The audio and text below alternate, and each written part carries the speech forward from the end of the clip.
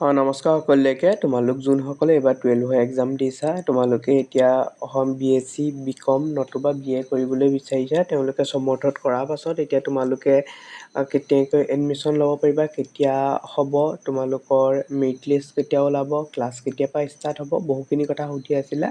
যিহেতু এখন নটিচ আহিছে, নটিচখনৰ টাইমলাইনখিনি দিয়া আছে, সেইখনৰ মতে বুজাই দিম। নটিচখনৰ লিংকটো তোমালোকে ডিছক্ৰিপশ্যনত পাই যাবা, তাৰ পৰা তোমালোকে চাবও পাৰিবা।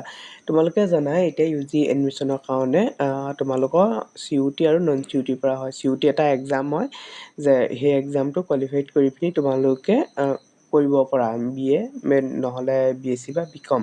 আৰু কিছুমান কলেজত মানে CUT নিদিয়াকৈও হয়, আৰু কিছুমানৰ দুয়োটাৰ পৰাই হয়। মই দুয়োটা টাইমলাইনখিনি আজি ক'ম। এই নটিচখনত দেখিছাই, এইখিনি ডাইৰেক্ট ইয়াৰ পৰা ষ্টাৰ্ট কৰি তোমালোকৰ টাইমলাইনখিনি চাওঁচোন আহা। UG admission 2026 to 27, then mode of admission, date and activities আছে। 11 এপ্ৰিলত তোমালোকে দেখিছা 2026 টো হৈছে commencement of applicant registration in Samarth portal. Samarth পৰ্টেলৰ ৰেজিষ্ট্ৰেশ্যন কৰাৰ কথাটো কৈছে। তোমালোকে ফাৰ্ষ্টে ৰেজিষ্ট্ৰেশ্যন কৰাৰ পিছত কি হ'ব এইখিনি তললৈ চাওঁ আহা। 12 to 22 May registration and program selection by applicants and simultaneous scrutiny of application by ACIS, মানে হেড অফ দ্য ইনষ্টিটিউশ্যন। এইটো কথা কৈছে। তোমালোকে ৰেজিষ্ট্ৰেশ্যনটো কৰাৰ পিছত 12 পৰা 22 মেলৈকে সেইখিনি তোমালোকৰ যিটো কোৰ্চ আছে, কোৰ্চটো তোমালোকৰ প্ৰগ্ৰেমখিনি চিলেক্ট কৰিব লাগিব। তোমালোকে কোনটো মানে সেইটো মানে প্ৰগ্ৰেম চিলেকশ্যন আছে সিমান ডেটটোত।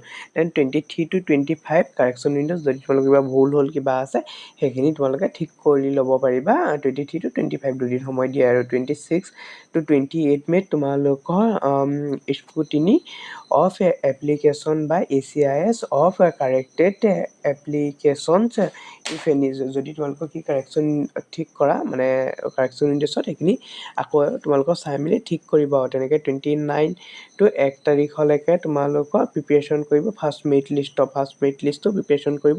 সেইটো তোমালোকে নেদেখা, কিন্তু কলেজৰ সেইটো মানে ঠিক কৰিব। আৰু তোমালোকৰ পাৰ্চেণ্টেজ ৱাইজ চাই, তোমালোকৰ কাষ্ট ৱাইজ চাই, আৰু যি হিচাপত তোমালোকৰ মানে মেৰিট কৰে সেই হিচাপত লিষ্ট ঠিক কৰিব। দেন 2 জুন 2 তাৰিখে তোমালোকৰ পাব্লিক কৰিব। ইয়াত দেখিছা পাব্লিকেশ্যন অফ ফাৰ্ষ্ট মেৰিট লিষ্টখন তাৰ পৰা তোমালোকৰ পাব্লিছ কৰিব। সেই হিচাপে মেৰিট লিষ্ট পাবা। দেন 4 পৰা 6 তাৰিখ সেই ভিতৰতে তোমালোকৰ ফাৰ্ষ্ট মেৰিট লিষ্টখিনি পাব্লিছ কৰাৰ পিছত কলেজত পাব্লিছ কৰিব, তোমালোকে মেৰিট লিষ্টখন পাবা। দেন তোমালোকে কলেজত গৈ সেই পাৰ্টিকুলাৰ সময়টোত তোমালোকে তাত যাব লাগিব। তোমালোকে যোনটো কাৰণে হয়, কোনটো ডিপাৰ্টমেণ্টৰ কাৰণে হয়, ডিপাৰ্টমেণ্টৰ বেলেগ দিনত বেলেগ থাকিব। তেনেকৈ 2 বা 3 দিন সময় দিয়ে, সেই হিচাপত তোমালোকে এডমিশ্যন ল'ব লাগিব। সেইখন যোৱাৰ পিছত তেনেকৈ 8 জুন তাৰিখে আকৌ প্ৰিপেৰেশ্যন এণ্ড লুকিং দিছে ছেকেণ্ড মেৰিট লিষ্ট।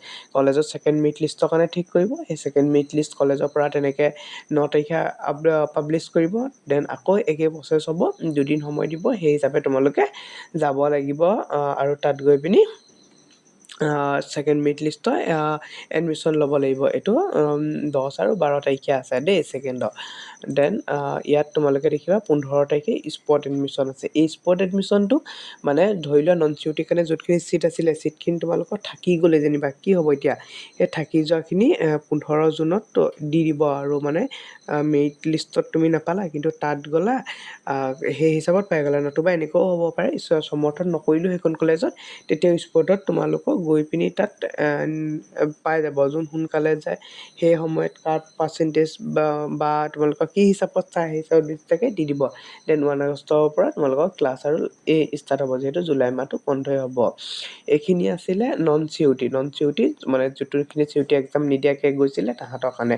আৰু যোনে এতিয়া CUT এক্সাম দিছিলে, CUT যিহেতু ৰিজাল্টটো ওলাবহে, এইখিনি জুলাইত কাম হ'ব, কিন্তু ক্লাছ একে সমানে নাপায় হ'বগৈ দেই। এতিয়া তোমালোকৰ 5 তাৰিখৰ পৰা তোমালোকৰ ইয়াত আছে 5 to 13 তাৰিখলৈকে ৰেজিষ্ট্ৰেশ্যন এণ্ড প্ৰগ্ৰেম চিলেকশ্যন। সেই প্ৰগ্ৰেম চিলেকশ্যন একেই কথাখিনি প্ৰচেছটো একেই হ'ব। ইয়াত মানে অলপ পাছৰ পৰা হৈছে, এখন CUT এক্সাম দিব, ৰিজাল্ট দিব, আৰু এইখিনি অলপ চেঞ্জো হ'ব পাৰে, যিহেতু CUT ৰিজাল্টৰ বেচিছত অলপ খেলিমেলি হয়। আৰু তোমালোকৰ ইয়াত যিটো নন CUT অকণমান ডেট খেলিমেলি হ'ব পাৰে, মেৰিট লিষ্ট ওলোৱা বা কিবা অলপ কাৰণ কম বেছি হ'ব পাৰে যে, সেইকাৰণে অলপ খেলিমেলিও হ'ব পাৰে। কিন্তু প্ৰচেছটো এইটোতে হ'ব, খুব 1-2 দিন খেলিমেলি হ'ব। মুঠতে 1 আগষ্টৰ পৰা তোমালোকৰ ক্লাছ ষ্টাৰ্ট হৈ যাব। আৰু মুঠতে এই হিচাপতে হ'ব, খুব 1-2 দিন কম বেছি হ'ব তেনেকৈ।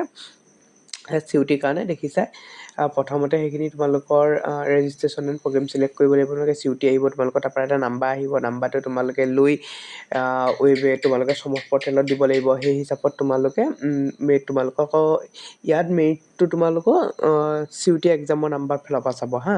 যেনেকৈ 14 to 15 তাৰিখে কাৰেকশ্যন উইণ্ড'জ আহিব, তাতো যি কিবা ভুল কৰিছা দেন ঠিক কৰিব পাৰিবা, সেই হিচাপত আহিব। দেন তোমালোকৰ 16 to 18লৈকে ইয়াত 16 আৰু 18 জুলাই তোমালোকৰ স্ক্ৰুটিনি অফ এপ্লিকেশ্যন বা মানে তোমালোকৰ যোনখিনি কৰিলা সেইখিনি চাব আৰু যোনখিনি কলেজৰ হেড অফ দ্য ইনষ্টিটিউশ্যন তাত এইখিনি চেক কৰিব। যোনে এইটো কাম কৰি থাকে মানে সেই গোটেই ডাটাখিনি চেক কৰাৰ পিছত ফাৰ্ষ্ট মেৰিট লিষ্ট ওলাব 19 তাৰিখে ফাৰ্ষ্ট মেৰিট লিষ্ট ওলোৱাৰ পিছত 21 আৰু 22 তাৰিখে তোমালোকে এডমিশ্যন ল'ব লাগিব ফাৰ্ষ্ট মেৰিট লিষ্টত।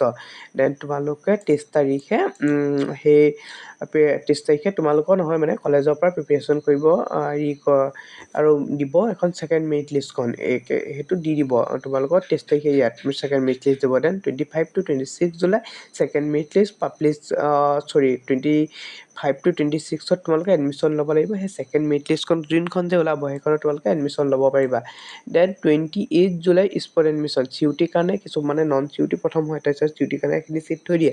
সেই ছিটখিনি হোৱাৰ পাছত তোমালোকৰ বোলে চিউটি ছিট খালী থাকিলে সেইমতে কলেজত নাপালে মানে সিমানখিনি ৰিকুৱাৰমেণ্টত নাহিলে বা কিবা খেলি মেলি হ'ল, ছিট থাকি গ'ল অলপ 2-3টাকৈ থাকিও যাব পাৰে, তেতিয়া তোমালোকৰ চিউটি মানে স্পট এডমিশ্যন হয়। নন চিউটিত তোমালোকৰ মেৰিটৰ ওপৰত হৈছিলে, ইয়াত কি হ'ব চিউটি নাম্বাৰ বেচিছত তেনেকৈ স্পট এডমিশ্যন হ'ব আৰু যোনকেইটা ছিট থাকে তেতিয়া হৈ যাব। তাৰ পিছত যদি তোমালোকৰ কেনেবাকৈ ছিট থাকি যায় আকৌ এটা স্পট এডমিশ্যন হ'ব, সেইটোত তোমালোকৰ চিউটি আৰু নন চিউটি দুইখিনি আহিব পাৰিবা।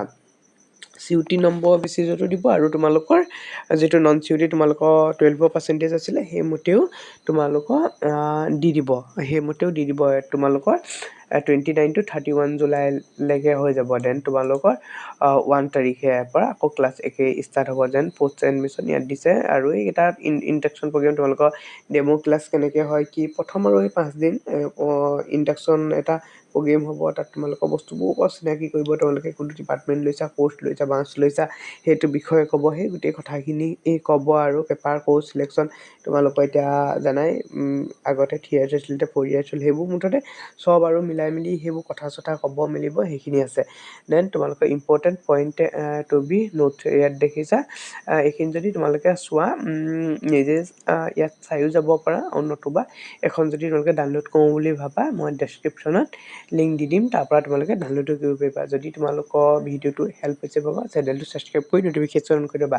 আৰু তোমালোকক বহুতে স্কলাৰশ্বিপৰ কথা কৈ আছে, তোমালোকে যদি 12ৰ পাছত স্কলাৰশ্বিপৰ ভিডিঅ' লাগে তেনেহ'লে কমেণ্ট কৰিবা, মই ইয়াৰ পাছত তোমালোকৰ স্কলাৰশ্বিপৰ ভিডিঅ' লৈ আহিম। কেনেকুৱা স্কলাৰশ্বিপ থাকে মানে তোমালোকেতো 2-এটা কথাহে জনা ডাঙৰ তাৰ উপৰি 12-13টা তেনেকুৱা স্কলাৰশ্বিপ ভাল আছে, সেইবোৰো মই ভিডিঅ' লৈ আহিম, তোমালোকে তেতিয়া পাবা। কিছুমান মেৰিট লিষ্টত হয়, কিছুমান বেলেগ ধৰণে হয়, সেইখিনিও তোমালোকে চাব পাৰিবা। চ' চেনেলটো ছাবস্ক্ৰাইব কৰি ন'টিফিকেশ্যন অন কৰি থ'বা যাতে তোমালোকে সোনকালে ভিডিঅ'খিনি পোৱা।